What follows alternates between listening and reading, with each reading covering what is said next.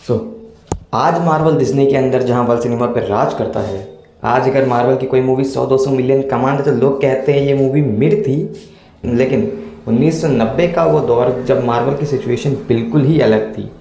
Comic book market crash हो चुका था, मार्वल बैंकरप्सी की एज पर था और उनकी बनाई हुई सारी मूवीज़ एक से बड़ी एक डिज़ास्टर साबित हो रही थी। तभी 1998 में रिलीज होती है स्टीफन नॉरिंगटन की डायरेक्टर और डेविड एस गोयर जैसे लेजेंडरी राइटर के द्वारा लिखी हुई वेस्ली स्नाइप्स की द ब्लेड। ये फिल्म आगे जाकर एक कल्ट क्लासिक बनी, एक सक्सेसफुल ट्रिलॉजी दी। वेस्ली स्नाइप्स का ब्लेड कैरेक्टर तो आज आइकॉनिक बन गया। बट सबसे इम्पॉर्टेंट बात, इस मूवी ने हॉलीवुड को दिखाया कि मार्वल के कैरेक्टर्स और स्टोरीज एक कमर्शियली सक्सेसफुल मूवीज़ बन सकती हैं। 45 मिलियन के बजट में बनी ब्लेड ने बॉक्स ऑफिस पर 130 मिलियन का कलेक्शन किया। लेकिन इनिशियली मार्वल को सिर्फ राइट्स का पैसा मिला क्योंकि मूवी को न्यू लाइन सिनेमा ने प्रोड्यूस की थी। भले ही मार्वल ने ब्लेड से ज़्यादा पैसा नहीं कमाया, लेकिन इसकी सक्सेस ने मार्वल की ब्रांड इमेज को फिर से रिवाइटलाइज किया और उनकी कैरेक्टर लाइब्रेरी को और वैल्यूबल बनाया। और शायद ये ब्लेड का एक कॉन्फिडेंस था कि मार्वल ने आगे चलकर बेटर डील्स नेगोशिएट की, कैपिटल रेज किया और अपने आप को बैंकरप्सी से भी रिकवर किया। लेकिन ब्लेड का सबसे बड़ा इम्पैक्ट जो था वो था ब्लेड की कल्चरल सक्सेस, जिसने फॉक्स को X Men and Fantastic Four and Sony को स्पाइडरमैन को ग्रीन लाइन देने का कॉन्फिडेंस दिया। बात करें अगर ब्लेड की, तो ब्लेड एक ह्यूमन वेम्पायर हाइब्रिड की ओरिजिन स्टोरी थी।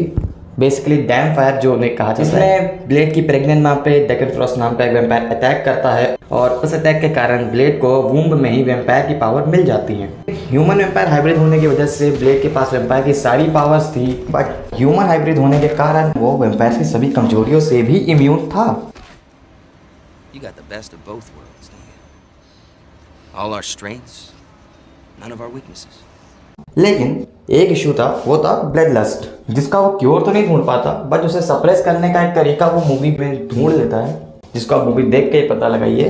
आगे हम लोग देखते हैं स्टोरी में। डेकन फ्रॉस्ट एक एंशिएंट रिचुअल के जरिए ब्लड गॉड ला मार्गा को जगाने की कोशिश करता है और ब्लेड का ब्लड इस रिचुअल की की होता है, लेकिन ब्लेड इसे हरा देता है और डेकन फ्रॉस्ट मारा जाता है। बाकी मूवी में क्या हुआ क्या नहीं हुआ ये आप मूवी खुद देखकर पता कीजिए, इसीलिए मैं आगे का प्लॉट स्पॉइल नहीं करूंगा और आप खुद वो मूवी देखकर एंजॉय कीजिए, क्योंकि ब्लेड के विजुअल्स और उसकी स्टोरीज क्रिटिकली और कमर्शियली दोनों ही जगह काफ़ी एक्लेम्ड हैं। ब्लेड एक dark horror action super hero movie थी जिसमें स्टूडियो ने रिस्क लेकर आर रेटेड मैच्योर टोन को अडॉप्ट किया और वही रिस्क मार्वल के लिए सबसे पहली कमर्शियल सक्सेस बना और आगे हॉलीवुड में आने वाले super hero movie genre revolution की सबसे पहली कड़ी बना।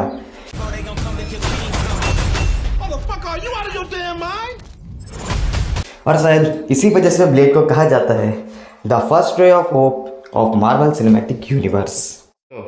If you guys made this far, please like the video, subscribe the channel if you guys like this kind of pop culture related content. This is Epic signing off. Till then, stay naughty, be a nerd.